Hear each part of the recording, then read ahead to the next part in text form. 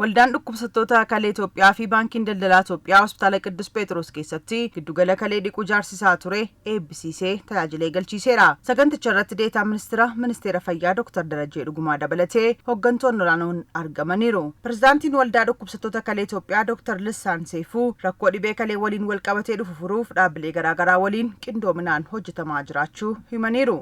ራስን ችግር በራስ መልክ ማስያዝን መለም ረኮ ኬኛ ኦፊ ኬኛን ፍሩ ቀብና ያዳ ጀዱቲ ዋና መኑፍ ባንኪስ ተኤ ዳብሌን መናሌታን ወሊን ቱምሳን ሆጀቹ irratti argamna guyyaa har'aas akkuma argitan baankii daldala Itoophiyaa waliin ta'uun maashinoota kalee dhiquuf oolan 4 hospitaala Qiddus Phexrositti galchinee jirra. Ammas deeggarsaa fi tumsa dhaabbilee adda addaa waliin taasisnu cimsinee kan itti fufnu ta'a. Hojii raawwachiisaan olaanaan hospitaala Qiddus Phexros Dr. Abrahaam Sheetuu hospitaalichi waggoottan dheeraaf dhibee daranyoo sombaarratti yaala gahaa kennuun kan beekamu ta'uu himanii guyyaatti lammiilee deddeebii fi ciisan yaalaman namoota 1,800 siqan kan keessummeessu ta'uu kaasanii giddugalli kalee dhiquu kun hospitaalichatti wajjii eegaluun isaa tajaajila hospitaalichaa gahaa fi guutuu taasisaa jedhaniiru. የአገልግሎት መጀመሩ ይህንን የተሟላ ያደርገዋል ማለት ነው። ሚሽን ኩን tajaajila asitti kennu eegaluun isaa tajaajila yaala fayyaa hospitaalli keenya kennu guutuu taasisa.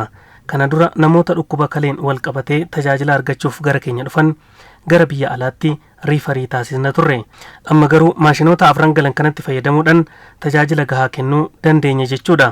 Kunis tajaajila hospitaalli keenya kennu guutuu fi si'ataa taasisa. Deetaan ministeera fayyaa Dr. Darajee Dhugumaa dhibeen kalee fi dhibeen nyaataaf wantoota summaan biroon dhufu Itoophiyaa keessatti babal'achaa jira jedhanii hospitaalli Qiddus Phexros tajaajila yaala fayyaa biroo kennuun cinatti namoota sababa nyaataan yookaan wantoota adda addaan summaanii dhufaniif yaala gahaa kennaa jiraachuu dubbatanii giddugalli kalee dhiquu hospitaalichatti hundaa'uun isaa caalmaatti tajaajila gahaa fi si'ataa akka kennuuf isa dandeessisas jedhaniiru. ኩላሊት ህመም በተለይ ደግሞ የመመረዝ ችግርም dhibeen kalee keessumaa dhibeen wantoota summaaniin dhufan biyya keenya keessatti baay'achaa jiru. Hospitaalli Qiddus Phexros tajaajila yaala fayyaa biroo kennuun cinaatti lammiilee wantoota summaaniin dhufaniif tajaajila yaala fayyaa kennaa jira. Giddugalli kalee dhiquu hospitaalicha keessatti eegaluun isaa immoo tajaajila isaa caalmaatti kan cimsu ta'a.